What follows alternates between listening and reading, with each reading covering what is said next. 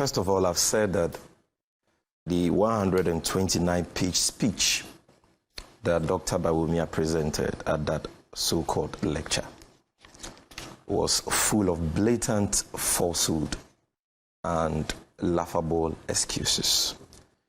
And you see, we need to situate this discussion in a certain context. We are discussing a speech presented by the head of the economic management team. It is what he has said that we are analyzing. And so if he engaged in an analysis of comparisons, we will have to analyze and fact-check those comparisons. And so Prof should get the context of this conversation right. The NDC has not held any lecture or press conference to compare records. It is Vice President Bawumia, head of the economic management team, who has done so. And that is not even to say that I will be engaging in that. We are going to examine and scrutinize what he calls the state of our economy, which was the theme of his speech. And the first thing I want to look at is what he says on page 3 of the speech. Last but one paragraph. He says that to bring this home, essentially, the economy is what we feel in our pockets. And that, for me, is very profound. He moves on to the 5th page of his speech and says that when they took office in 2017, I'm quoting him now, he says, we had only one mission: stop the decline and make things better. And if you check his concluding remarks, he makes the point categorically that they have made things better. And so because Dr. Bawumia himself concedes that the economy is what we feel in our pockets, that is where I want to start from. The state of the pocket of the Ghanaian today. Is it better, as claimed by Bawumia, than it was in 2016? Jiva, in 2016, a gallon of diesel and petrol, which has ripple effects on the general prices of goods and services, was sold at 16 Ghana cedis. Now, by 22nd February 2022, even before the Russian-Ukrainian conflict began on 24th February, the price of a gallon of diesel and petrol had gone up by more than 100%, from 16 Ghana cedis per gallon in 2016 to 32 Ghana cedis as of 22nd February 2022. Currently, a gallon of diesel and petrol is selling at about 45 Ghana cedis. That is, of course, 1 month, 2 weeks after that war, which led to an increase in the international market price. But even before that, the price had gone up by 100%. And that had a negative cascading effect on the prices of general goods and services. A bag of maize, the big one, which used to sell at 170 Ghana cedis. I want to deal with the basics, the bread and butter issues. 170 Ghana cedis, bag of maize, in 2016, today is being sold at 600 Ghana cedis. In some places, 620 Ghana cedis. Check the percentage increase, the quantum of increase. And by the way, maize is not imported from Ukraine or Russia, so they can't use that as an excuse. A bag of kokonte, which was being sold at 200 Ghana cedis in 2016, is today being sold at 650 Ghana cedis. Kokonte is not imported from Russia or Ukraine. And in fact, even iron rod, which is imported from Ukraine, a ton of the 16 iron rod, which was sold at 2,800 Ghana cedis in 2016, before the war began on 24 February 2022, was being sold at 5,500, a nominal increase of 2,700. A bag of rice, you know that better than we the men, Millicent rice, that was sold at a price of 12 Ghana cedis, the 5 kilo Millicent rice, 12 Ghana cedis in 2016, today is being sold at 52 Ghana cedis. Check the quantum of increase. 1 kilo of Gino rice, which was being sold at 5 Ghana cedis, today is being sold at 18 Ghana cedis. That rice is imported from Thailand, not Russia or Ukraine.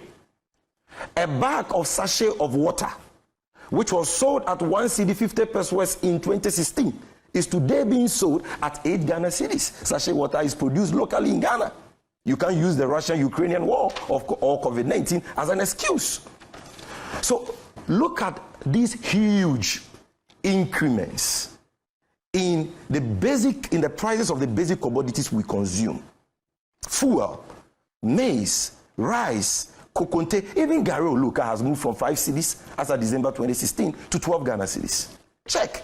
All of them, you are talking about 100, 200, 300, 400, 500% increases. Have we seen any commensurate increase in incomes, the incomes of Ghanaians, even the working class, that can even match half of these huge increases? So what has happened is that the purchasing power of the ordinary man on the street has been so deteriorated. And that is why people today are complaining that there is hardships. And then you have a vice president who is so insensitive to the plight of Ghanaians, who is so dishonest. He comes out and tells you that no, things are better than they used to be in 2016. Not to interrupt you, Sammy, isn't it potentially possible that economic indicators may present as looking good, but the reality in the pocket is not? Maybe that is what is happening to this current administration. You see, I will come there to the economic indicators, but Bawumia'S says the economy is what you feel in your pocket. I want to deal with the pockets of Ghanaians first. You understand? Now, you see, the economic matrix for measuring changes in prices of goods and services is inflation. And Dr. Okoboy says at the time we were leaving office, inflation rate was 15.4%. What is inflation rate today? 15.7%. Owing largely to food inflation. And food inflation is 17.4%. Is that better than what you met? In any case, what Dr. Bawumia did, which is what MPP communicators like Dr. Okoboy are doing, is an economic sacrilege. No economist worth his salt would do that. You cannot compare the inflation rate of 2016 to the inflation rate of today. And in fact, why can't you do that? Why you can't do that is that the inflation rate of 2016, the base year for that is 2012. And that CPI, which was used for calculating that inflation, was rebased in 2018. And so because of that, the Ghana Statistical Service, which is the body that produces or publishes these matrices, have warned that nobody should compare those two inflationary rates. And this is that publication I hold in my hand from their website. The rebased CPI base year 2018 for August 2019 is not comparable to the OCPI series with base year 2012. So you are the head of the economic management team, the so-called economic whiskey of the NPP, doing what the Ghana Statistical Service is saying should not be done, because you compare like with like. And by the way, even if we are to compare 15.7 with food inflation at 17.4, it's not better than the inflation we had in 2016. But you can't even compare, because in 2016 terms, the inflation rate we have today of 15.7 will be more than 20%. And so how can you say that the economy is what we feel in our pockets? And in the face of these astronomical jumps, increases in prices, without any commensurate increases in disposable incomes of Ghanaians, which has led to excruciating hardships, you look at it in our face and you tell us that things are better. That is an insult. But he did. Second point. He did concede, though, that yes, he knows that times are challenging. He said times are hard. Yes. But the situation now is better than it was. Yes. That is what I'm okay. Analyzing. So, now, secondly, Jifa, he says that the employment situation in the country has improved, and that is why Professor Mauto should be cautious, okay, not to place his hard-earned reputation on the figures, the cooked figures churned out by Dr. Bawumia. What Dr. Bawumia did, you will never teach your students to do. Unemployment, he compared the average rate of unemployment from 2014 to 2019, which is 3 years, I lie. 2014 to 2019, and said the average was 6.2. And then compare that with their employment record of from 2017 to 2024 years. Who compares 3-year averages. With their employment record of from 2017 to 2024 years, who compares 3-year averages with 4-year averages? It's the same thing he did with all the other matrices. But if you know something, I want to show you why some of us maintain that Dr. Bawumia is the most deceitful politician this country has ever had. Dr. Bawumia, in describing the unemployment situation in Ghana today, conveniently concealed the latest unemployment rate, which is the unemployment rate for 2021, which is an unemployment rate of 13.44%. Ally. The unemployment rate for 2016, when we were leaving office, was 5.4%. I hold that in my hand here. 2016, doc, you can check 5.45. 2021, according to the Minister for Labor, 13.44% based on the last census we did. And that figure, the 2021 figure, was totally missing from his analysis. Now, how can an unemployment rate of 13.44% be better than an unemployment rate of 5.4%? Clearly, you know you are dealing with a licensed and pathetic liar who is not ready to speak the truth to the people of this country. Now we come to the economy. And they say that, oh, it is because of COVID that the economy is in such a mess. Okay, so let's look at the major problem confronting us today, what Prof wants us to discuss, which is the exchange rate. Dr. Bawumia has given 7 reasons why the exchange rate has been depreciating, particularly within the first quarter of 2022. You can find those 7 reasons from page 69 to 72. We played some of it. Yes. And what are those reasons? He says that his government projected a 40% increase in revenue, and investors didn't believe that. Can that be blamed on COVID? And can that be blamed on the opposition? He said that there was a chaotic approval surrounding the e-levy and the 2022 budget.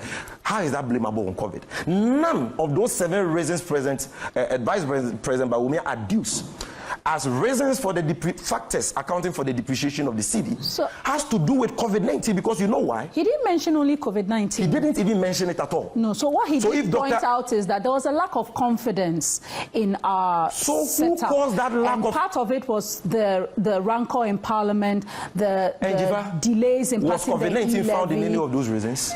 No. So why is Dr. Koboy and Professor Moto seeking to blame the alarming depreciation of the cedi on COVID? No, they just pointed that as one of the reasons, and it's that one of the... In fact, if you are going to check factors that have accounted for the hardships we are experiencing today, the depreciation of the cedi is number 1. Then before you even come to fuel prices, spiraling fuel prices. And I'm saying that with that, from the horse's own mouth, Dr. Bawumia says COVID has got nothing to do with the depreciation of the cedi. Because COVID rather helped the cedi to gain stability. In 2016, when we were leaving office, the cedi depreciated by 9.6%. They called us incompetent, 9.6% depreciation. In 2017, because of the 2 additional oil fields that we had brought on board, that they knew next to nothing about, we had more forests coming in. The cedi depreciated by 4.7%. You can write this. They are all contained in Bawumia'S speech. Then in 2018, before COVID, the cedi depreciated by 8.4%, almost double the depreciation in 2017. Then by 2019, when their so-called good economic policies had kicked in, the cedi depreciated by 12.9%. Double-digit depreciation. To the extent that this government set up a committee, a 17-member committee. My good brother Franklin Kujo was a member, if you recall, to investigate reasons why the cedi was depreciating. COVID had not been recorded because our first 2 cases of COVID was recorded on the 12th of March 2020. Yet in 2019, the cedi had so depreciated by 12.9% that you are set up an economy to investigate that. And you want to blame the depreciation of the cedi on COVID-19? When COVID struck, because there was low demand for dollar, the trade systems of the world had been disrupted. The cedi depreciated in 2020 by 3.9%. It made gains against the dollar. COVID helped you stabilize the cedi, 3.9%. Then in 2021, it depreciated by 4.1%. Now, COVID subsides, economic activity is booming again, people are importing, because you have destroyed the economy and you have increased your debt to unsustainable levels. That is really the problem, the debt. Increase it from 120 billion to almost 400 billion, meaning you borrowed an all